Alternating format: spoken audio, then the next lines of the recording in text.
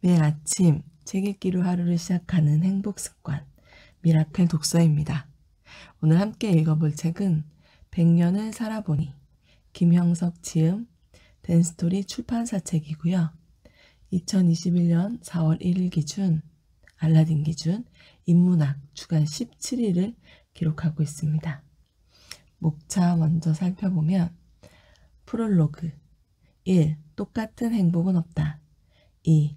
사랑이 있는 고생이 기쁨이었네. 3. 운명도 허무도 아닌 그 무엇. 4. 무엇을 남기고 갈 것인가. 5. 늙음은 말없이 찾아온다. 프롤로그 시작해 볼게요. 나는 비교적 많은 책을 썼다. 1960년부터 1970년대의 저서들은 젊은 층의 독자들이 있었기 때문에 폭넓은 반응을 차지할 수 있었다. 그러나 80년대 이후 책들은 약간 무게가 있고 사상적 비중이 컸기 때문일까? 많은 독자를 위한 저서는 되지 못했다. 수필, 수상보다는 철학과 종교 문제가 중심이 되었던 것 같다. 그러나 나보다 훌륭한 후배들이 더 좋은 저서들을 내놓았고 독자들의 관심과 기호도 새로운 것들을 찾았다. 오히려 내 책을 읽던 독자들의 저서를 내가 읽는 좋은 현상으로 바뀌게 된 것이다. 그러다가 내 나이 99개를 넘기게 되면서는 내가 기대하지 못했던 새로운 변화가 생겼다. 과거에 썼던 책들이 다시 독서계에 등장하면서 장년층의 독자들이 늘어나기 시작했고 100세 시대를 사는 현대인들에게 어떤 문제와 대화를 나눌 수 있겠는가 하는 요청을 받게 이르렀다.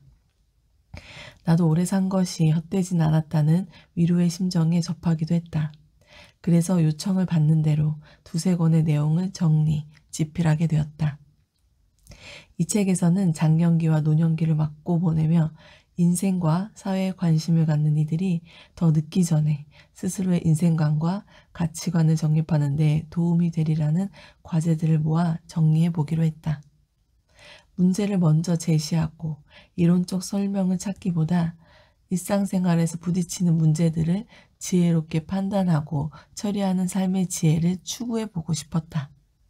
누구나 한 번쯤은 생각해야 할 현실적 문제들이다. 가정에서 일어나는 문제는 물론 사회에서 모두가 겪어야 하는 과제들, 그리고 인생의 의미와 죽음에 대한 관심들도 외면할 수가 없었다. 인생의 절반 이상을 지나면서 무엇을 위해 어떻게 살아야 할 것인가를 묻고 그 해답을 찾아야 할 것 같았다. 늙어서도 행복하게 살 권리가 있고 후배와 후손들의 존경을 받아야 할 의무도 있다고 생각한다. 나 자신도 100세까지 스스로의 행복을 지니고 싶고 주변 사람들의 고마움과 존경스러움을 받으면서 살아가야겠다는 다짐을 하고 있다.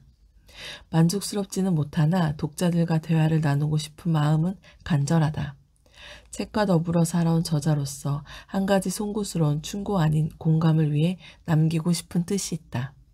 나는 세계 여러 지역과 나라들을 여행하면서 크게 느낀 바가 있었다. 왜 영국, 프랑스, 독일, 미국, 일본이 선진국가가 되고 세계를 영도해 가고 있는가? 그 나라의 국민들 80% 이상은 100년 이상에 걸쳐 독서를 한 나라들이다. 이탈리아, 스페인, 포르투갈, 러시아 등은 그 과정을 밟지 못했다. 아프리카는 물론 동남아시아나 중남미에 가도 독서를 즐기는 국민적 현상을 볼 수가 없다. 나는 우리 50대 이상의 어른들이 독서를 즐기는 모습을 후대에게 보여주는 일이 무엇보다도 중요하며 시급하다고 믿고 있다. 그것이 우리들 자신의 행복인 동시에 우리나라를 선진국으로 유지하는 애국의 길이라고 확신한다. 나이 들어 느끼는 하나의 소원이기도 하다. 나는 이 책의 내용을 6필로 남기기로 했다. 타자와 교정을 맡아준 생명의 전화 이종욱 이사님과 좋은 책이 되도록 편집 책임을 담당해준 출판사 여러분에게 고마운 마음을 남기고 싶다. 2016년 여름의 저자 드림 1장 똑같은 행복은 없다. 다른 모든 것은 원하는 사람도 있고 원하지 않는 사람도 있다. 그러나 행복은 누구나 원한다. 철학자 아리스토텔레스의 말이다.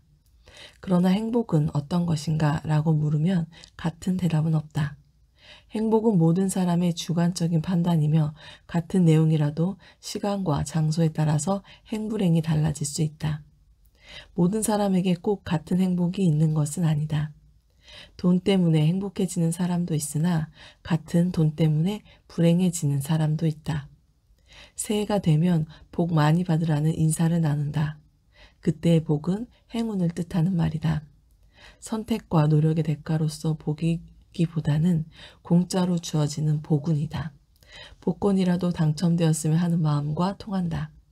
그러나 복권에 당첨되었다고 해서 행복해지는 사람은 없다. 공짜로 주어진 복이 더 많은 것을 빼앗아 가기도 한다. 그래서 우리가 행복을 얘기할 때는 삶의 일상적이며 정상적인 내용과 연결되는 행복을 뜻한다. 사람들이 행복을 추구한다는 것은 우리에게 주어진 시간에 빈 그릇 속에 담아 넣고 싶은 것들의 대명사와 같은 것이다. 그 대명사의 내용에는 꼭 같은 것은 없어도 서로 비슷한 것들은 있을 수 있다. 그리고 우리는 그 몇 가지 유형 중에 하나 또는 둘을 선택해 사는 것이다. 많은 사람들은 물질적이며 가시적인 것들을 소유함으로써 주어지는 만족감을 행복이라고 생각한다. 그것은 인간 본연의 욕구에 속하는 것들이다. 어린애들이 마음에 드는 인형을 얻었을 때의 즐거움과 비슷한 면이 없지 않다. 또 적지 않은 사람들이 정치로 대표되는 권력을 소유하기를 원한다. 지배하고 싶은 본능, 강자가 되려는 의욕, 야망을 채우고 싶은 삶의 욕망들이다. 그런 것들을 소유했을 때는 만족과 즐거움을 누리며 우리는 그것을 행복이라고 여긴다. 명예욕도 그 중에 하나이다. 자신을 과시하고 싶으며 자신의 노력에 대한 타인과 사회의 보답을 얻고 싶은 것이 인간의 본성이다. 그것들을 소유했을 때의 만족을 행복으로 느끼며 상실했을 때는 불행으로 생각한다. 성적 욕망도 또 하나의 소유욕일 수 있다. 그러나 이런 것들은 소유에 해당하기 때문에 상실했을 때는 고통과 불행으로 바뀌게 된다. 그런 것을 인생의 목적으로 삼는 사람은 소유의 노예가 되어 정신적 행복은 누리지 못한다.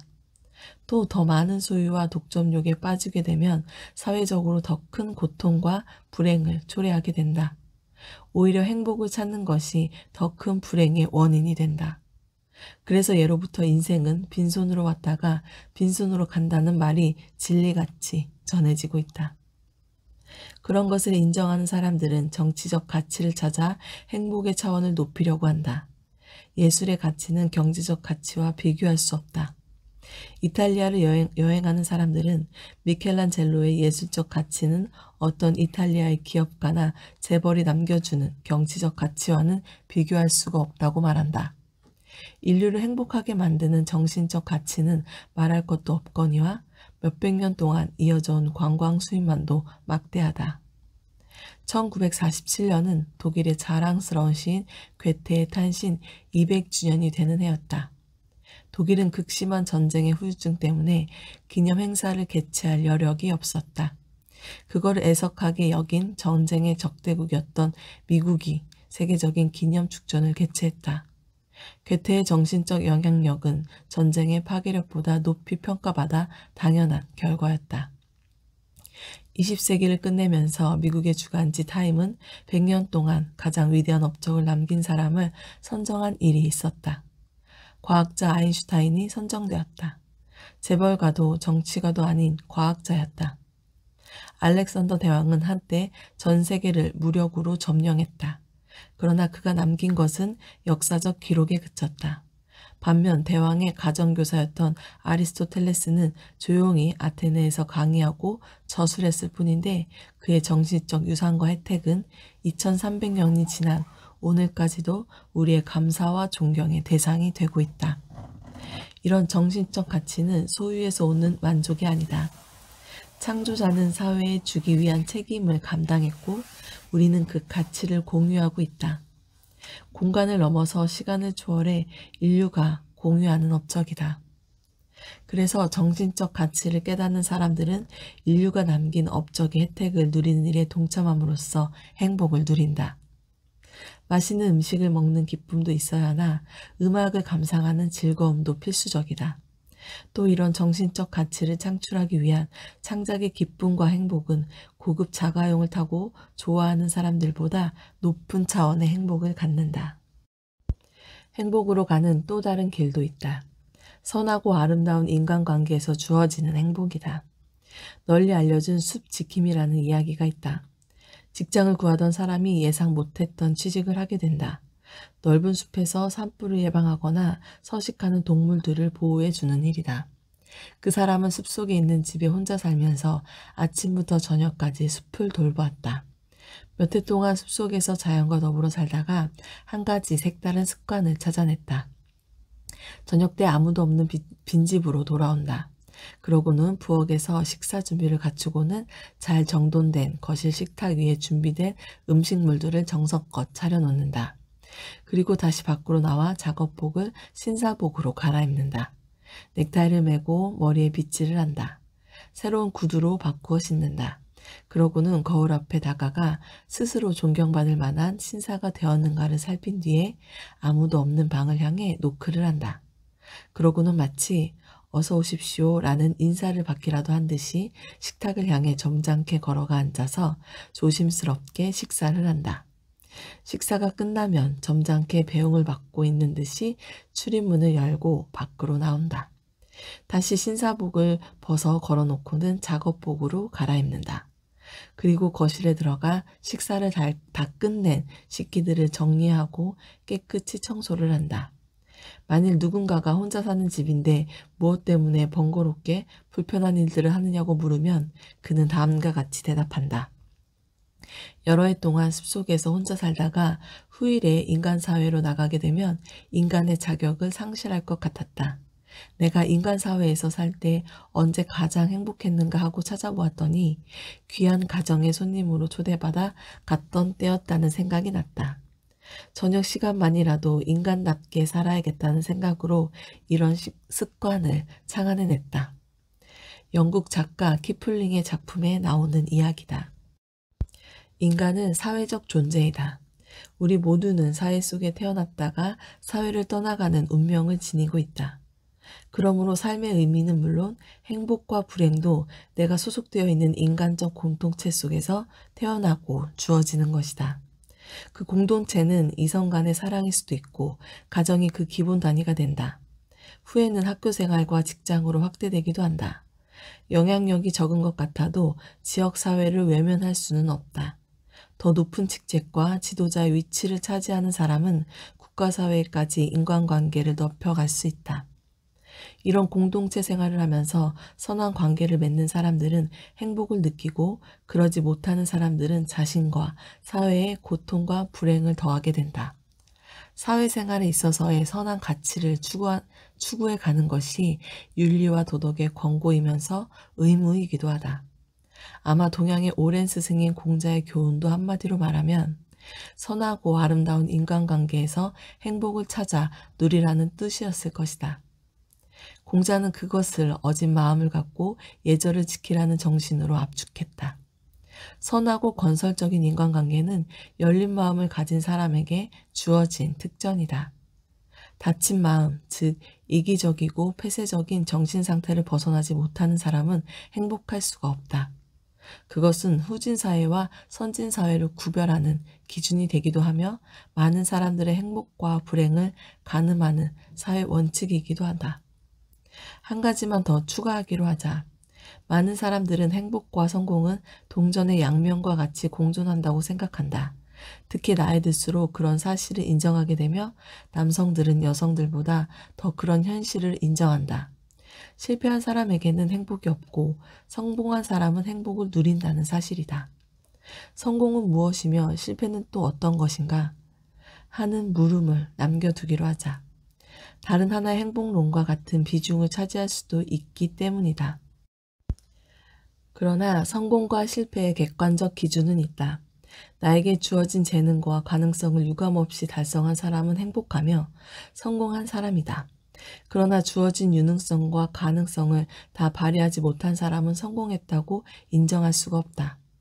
60의 유능성을 타고난 사람이 65나 70의 결실을 거두었다면 성공한 사람이다. 그러나 90의 가능성이 주어졌음에도 불구하고 70의 결과에 머물렀다면 실패한 사람이다.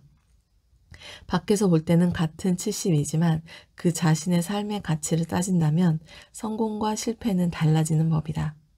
그래서 정성 들여 노력하는 사람에게는 실패가 없으나 게으른 사람에게는 성공이 없는 법이다. 성공과 행복의 함수 관계도 그렇게 보아야 할 것이다. 인격 수준과 재산의 관계. 중학교 2학년 때쯤이었다. 널리 알려져 있는 톨스토이의 동화를 읽었다. 한 가난한 소작인 농부가 있었다. 평생 소원이 남처럼 내 땅을 갖고 마음껏 농사를 지어보는 것이었다. 어느 날 신문에서 뜻밖의 광고를 보았다. 러시아의 한 귀족이 원하는 사람에게는 돈을 받지 않고 농토를 나누어 준다는 것이다. 농부는 그 귀족을 찾아가 사실이냐고 물었다. 귀족은 얼마나 많은 땅을 원하느냐고 물었다. 농부는 아침 해가 뜰 때 출발해서 해가 지기 전까지 밟고 돌아오는 모든 땅을 받았으면 좋겠다고 청했다. 귀족은 내일 아침 해 뜨기 전에 저 언덕 위에서 만나자고 약속했다. 농부는 무척 흥분했다. 내일이면 나도 내 땅을 갖는 지주가 된다고 생각하면서 밤을 지새웠다. 약속한 언덕 위로 올라가 기다리던 농부는 해가 동쪽 언덕 위로 올라오는 것을 지켜보면서 저는 이제부터 뛰기 시작할 겁니다. 라면서 달리기 시작했다. 귀족은 해지기 전에 돌아와야 하네 라고 대답해 주었다. 농부는 뛰고 또 뛰었다. 점심시간이 되었다. 농부는 점심 먹을 시간이 어디 있어 한 발자국이라도 더 달아나야지 하면서 준비해온 도시락도 내던졌다. 물통만 있으면 된다고 생각했다. 어차피 내일부터는 이 좋은 땅들이 내 것이 될 터인데 라고 다짐했다. 너무 멀리까지 온 것 같다고 생각한 농부는 발걸음을 돌렸다. 또 달려나갔다. 북쪽의 해는 빨리 지는 것일까? 태양은 벌써 서쪽 하늘 중간까지 걸쳐 있는 것 같았다. 농부는 있는 힘을 다해 달렸다. 언덕 밑에 왔을 때는 해가 거의 산 밑으로 내려앉은 듯 싶었다. 농부는 죽은 힘을 다해 언덕에 올라가면서 아직은 해가 조금 남아 있습니다. 라고 말하며 쓰러졌다. 그것을 본 귀족은 그래 모두 자네 땅이 되었네. 라고 말하며 농부가 일어서기를 기다리면서 주변을 산책했다. 그런데 한참이 지나도 농부는 일어서지 않았다. 귀족이 이 사람아 이제 일어나야지 하고 어깨를 들쳐보았더니 너무 기진맥진했는지 이미 숨을 거두었던 것이다. 귀족은 종을 불러 거기에 땅을 파고 묻어주라고 지시하면서 이 사람아 사람은 5자 땅에 묻히면 그만일세. 그리고 그 정도 땅은 누구나 갖도록 되어 있는데 공연히 애태우다가 죽었구먼 하고 혼자 중얼거렸다. 이미 해는 지고 땅거미가 들이우기 시작하고 있었다. 나는 그 동화를 읽으면서 세상에 그 농부 같은 어리석은 사람이 또 있을까 하고 생각했다. 그리고 80년의 세월이 지났다. 지금 돌이켜보면 어리석은 사람은 농부만이 아니다. 나 자신도 때로는 그렇게 살았다. 서양에는 신은 인간에게 시련을 주지만 악마는 우리를 유혹한다는 말이 있다. 신은 인간을 사랑하지만 악마는 우리를 패망으로 이끌어 가기를 바란다. 돈과 재물은 우리를 유혹한다. 더 많이 가지라고 속삭이며 혼자 가지라고 유혹한다. 그러고는 남의 것까지 빼앗아 가지라고 타이른다. 그런 유혹에 따르는 사람은 돈과 재물을 위해 모든 것을 바친다. 심지어는 자신의 인격과 인생 자체를 희생하기도 한다. 가난한 개인이나 사회에서만 그런 것이 아니다. 재벌의 집안에서도 그렇다. 부한 국가는 가난한 국가의 것까지 빼앗아 간다. 우리는 지나치게 많은 재산을 갖고 있기 때문에 형제끼리 심하게 싸우는 것을 본다. 부자간이나 모자 사이에도 원수지는 일들을 자주 보는 때가 있다. 가난한 사람들은 가난하기 때문에 생존 경쟁의 대가를 치르기도 하나 부한 사람들은 더 많은 부를 차지하기 위해 소중한 인생을 헛되이 끝내기도 한다. 그래서 경제적 중산층이 확립된 나라에는 범죄율이 낮다고 말한다. 돈과 재물에 대한 유혹이 적기 때문이다. 가난한 국민이 많거나 빈부의 격차가 심한 사회에서는 경제적 범죄와 사회 악이 더 심해진다. 우리나라도 중산층이 80%를 차지하게 되면 경제적 범죄와 사회 악이 감소될 것이다. 내가 항상 가족들이나 제자들에게 권하는 교훈이 있다. 경제는 중산층에 머물면서 정신적으로는 상위층에 속하는 사람이 행복하며 사회에도 기여하게 된다는 충고이다. 그런 생활을 하는 사람들이 행복을 더 많이 누리도록 되어 있다. 그렇다면 사람은 어느 정도의 재산을 갖고 사는 것이 좋은가? 그에 대한 답은 어렵지 않다. 그의 인격의 수준만큼 재산을 갖는 것이 원칙이다. 인격의 성장이 70이라면 70의 재물을 소유하면 된다. 부모로부터 물려받았다고 해서 90의 재산을 갖게 되면 그 분에 넘치는 20의 재산 때문에 인격의 손실을 받게 되며 지지 않아야 할 짐을 지고 사는 것 같은 고통과 불행을 겪는다. 내 주변에서 본 사실을 하나 소개하겠다. 그 주인공은 문학인이다. 사회적으로 어느 정도 알려진 작가였다. 개인적 사정 때문에 60세 가까운 나이에서야 존경하고 싶은 남성을 만나 결혼을 했다.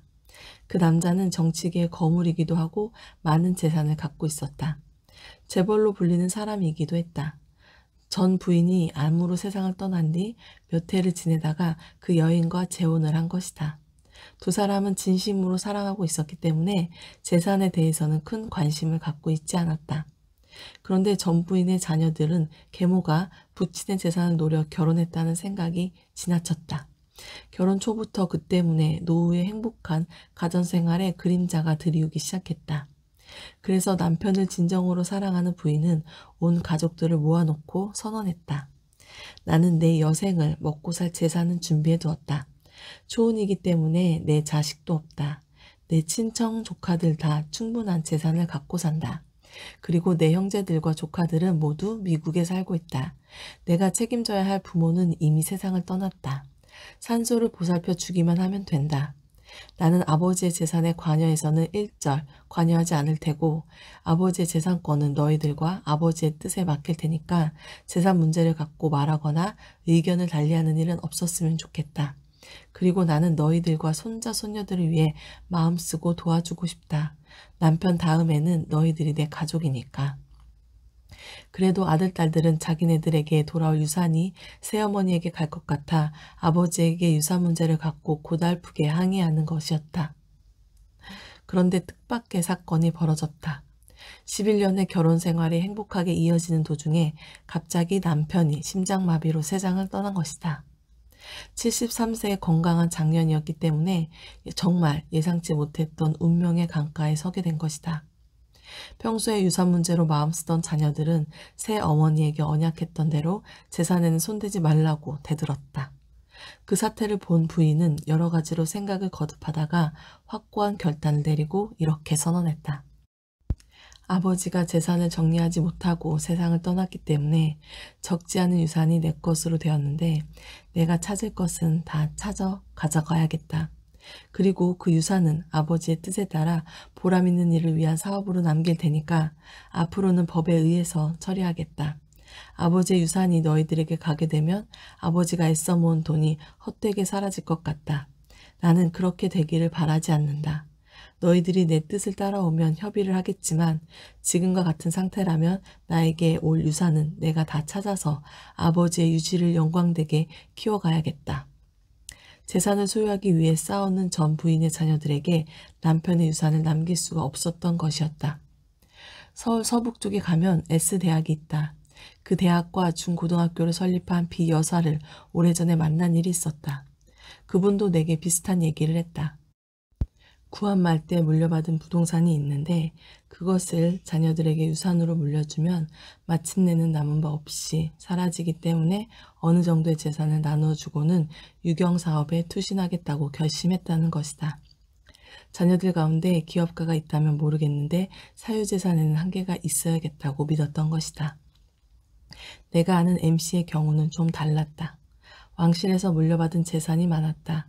자신도 어느 정도 유능했기 때문에 명문대학을 졸업했다.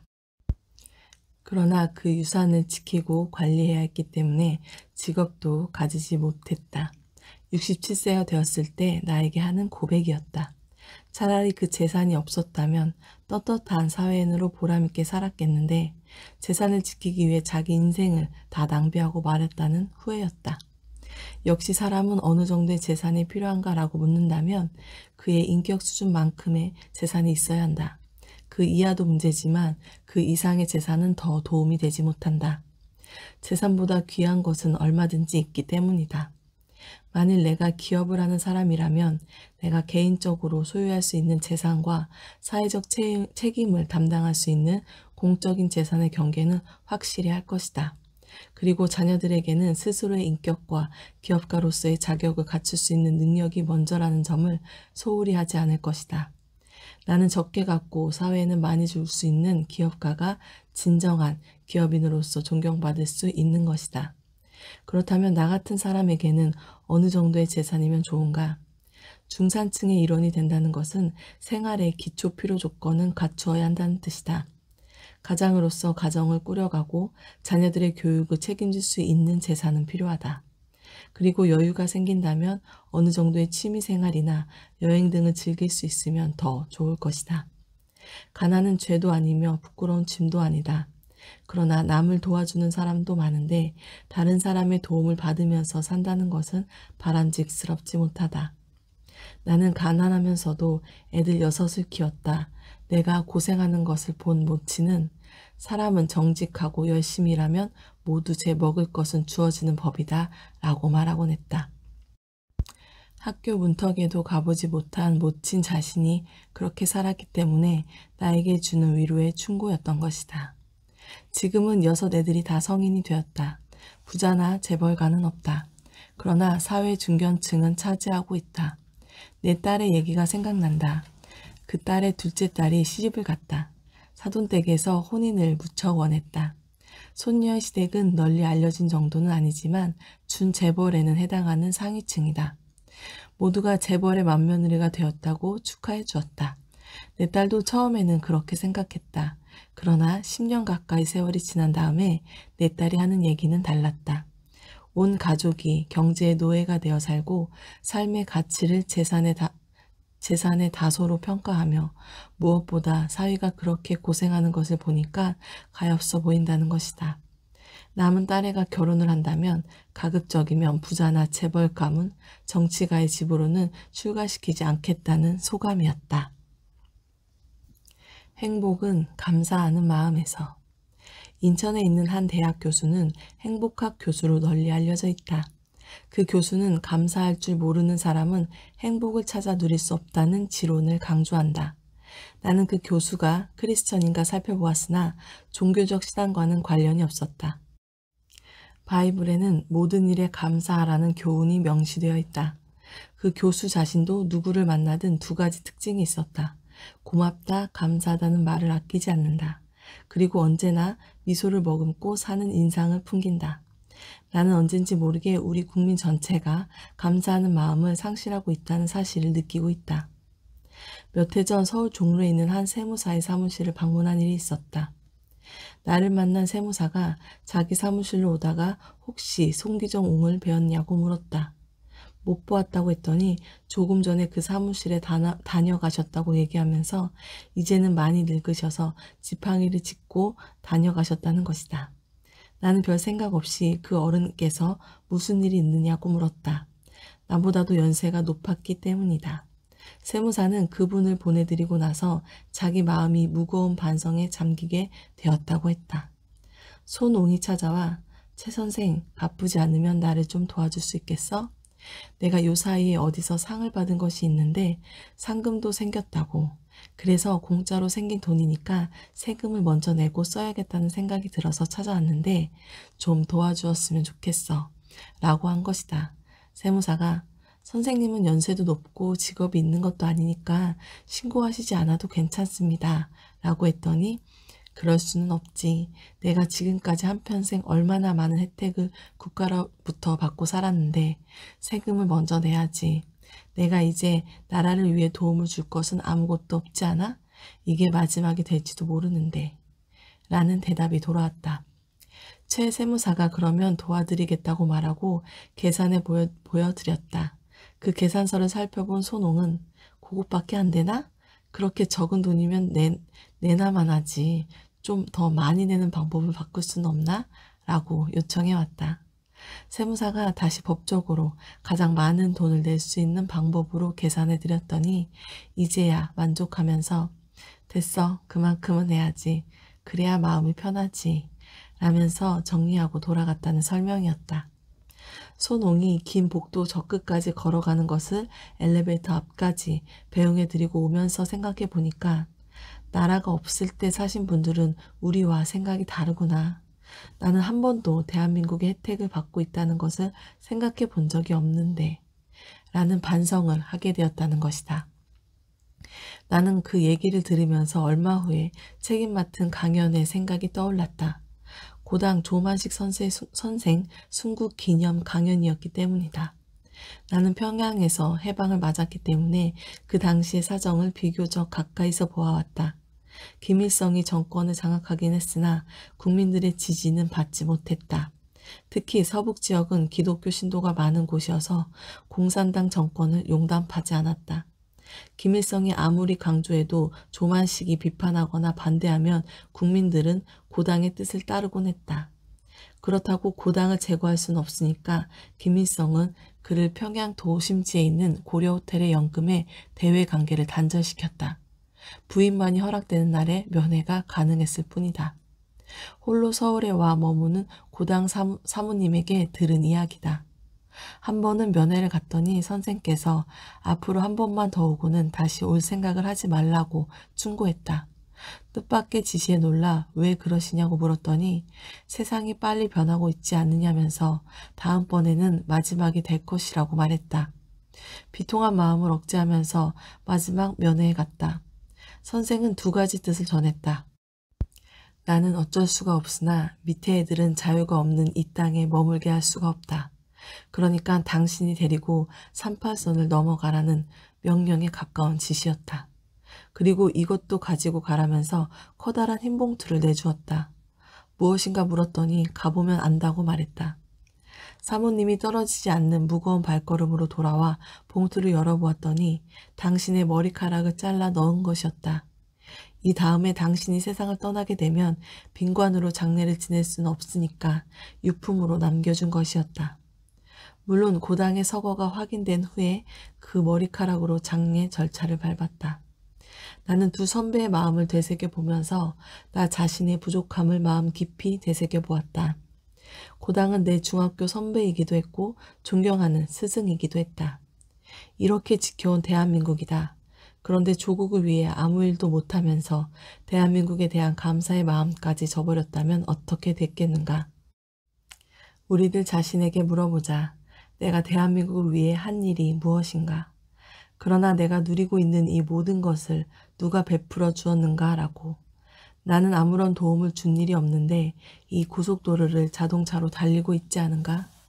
한때는 그 도로를 만들면 안 된다고 떠들고 반대했던 사람들이 얼마나 많았는가? 그런데 그때는 생각이 부족했다고 말하는 당시의 지도자들을 본 일이 있는가? 요사이는 자살하는 국민이 가장 많은 나라가 대한민국이라고 한다. 사람들은 정치를 잘못해서 그렇다고 항의한다. 그렇다면 나 자신은 무슨 일을 했는가? 교육자와 종교계의 지도자들이 그 모든 게 정치인의 책임이라고 말할 자격이 있는가? 정치계를 원망하기 전에 종교계나 교육계 지도자들의 잘못이 더 크지 않은가? 99의 도움을 대한민국으로부터 받아 누리고 있으면서 왜 더 도와주지 않느냐고 불평하는 일이 국민다운 도리인가? 라고 묻고 싶어진다. 얼마 전에 신문에서 읽은 기사가 생각난다. 재벌가의 한 사람이었던 종교인이 세금을 안 내다가 세금 징수원들로부터 강제 압류를 당하던 모습이었다. 담당자들이 현금 뭉치를 발견하고 압수했다. 그 집 주부가 그것은 교회에 헌금하기 위해 보관해 두었는데 그 돈을 가져가면 벌 받는다고 말했다는 것이다. 그런 종교는 있을 수도 없고 있어서도 안 된다. 기업인들이 돈을 벌었다면 벌도록 해준 사람이 누구인가? 선량한 국민들이 아니겠는가? 내 선배 교수 한 사람은 아들들이 미국에 거주하기 때문에 아흔이 된 노구를 무릅쓰고 미국으로 이민을 떠났다. 떠나기 전에 서울 우이동에 있는 4.19 묘역을 찾아 참배를 드렸다. 이제라도 당신네들과 같이 조국을 위해 몸바칠 기회가 있다면 대한민국을 떠나고 싶지 않다고 마음의 기도를 드렸다. 1968년이었던 것 같다. 타이완에서 한 철학자가 사상계, 사회 초청을 받아 한국에 온 일이 있었다. 그 당시 한국은 가난과 고난의 시련을 겪고 있었다. 가장 살기 힘든 시대였다. 강사 이모당 박사는 젊은이들에게 희망의 메시지를 전하기 위해 왔던 것이다. 광화문에 있던 시민회관에 모여든 청중의 수가 너무 많아서 광장 일대에 마이크 장치를 했다. 운집한 젊은이들이 길가에까지 모여들고 있었다. 나는 그 많은 젊은 청중을 보고 계속 눈물을 닦았다. 그들은 모두가 희망을 잃고 있었다. 누군가의 사랑과 희망이 있는 메시지를 그렇게 갈망하고 있었다. 바이블에는 목자가 없는 양떼와 같다는 표현이 있다. 그때 이머당 박사는 이렇게 얘기를 했다. 선진국가의 젊은이들은 장관이나 사장의 아들, 딸 같아서 부모의 혜택을 받고 태어났다. 부나 보람의 측면에서 다 올라가 있기 때문에 앞으로는 내려오는 길밖에 없다. 그러나 아시아와 한국의 여러분들은 가난한 농부의 아들, 딸로 태어났기 때문에 더 내려갈 곳이 없다. 위로 올라갈 길만이 주어져 있다. 그 높은 희망과 가능성이 곧 행복인 것이다. 불평과 원망스러운 마음을 버리고 감사하는 마음과 용기를 갖고 새 출발을 해주길 바란다. 간곡한 호소였다. 그분의 지적은 옳았다. 희망은 행복을 안겨주며 행복은 감사하는 마음과 공존하는 것이 역사의 교훈이다. 오늘 미라클 독서는 여기까지 읽을게요. 오늘도 감사합니다.